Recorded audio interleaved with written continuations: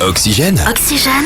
Le Zoom Montagne. Et on se donne rendez-vous chaque jour pour le Zoom Montagne sur Oxygène. C'est le meilleur de l'actualité montagne et c'est signé Jérémy Ballester.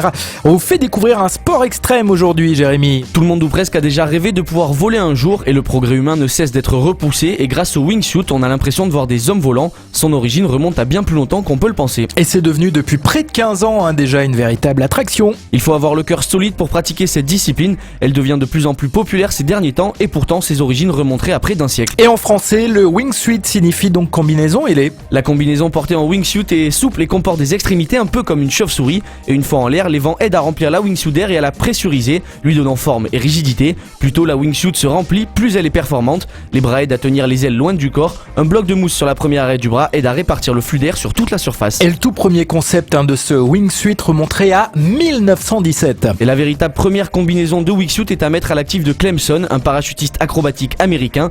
L'homme avait mis au point une ingénieuse combinaison composée de toiles Zéphyr et de tubes d'acier dans les années 30. Et puis récemment, donc, de nouvelles combinaisons ont été lancées par la marque Squirrel. Et ces nouvelles combinaisons permettent aux utilisateurs de prendre de l'altitude en volant. Lors d'une journée test, certains pilotes ont réussi à prendre près de 80 mètres d'altitude et les images sont tout simplement incroyables. Et quand on voit le résultat final, ça valait le coup. Merci beaucoup Jérémy, à demain pour un nouveau Zoom Montagne sur Oxygène.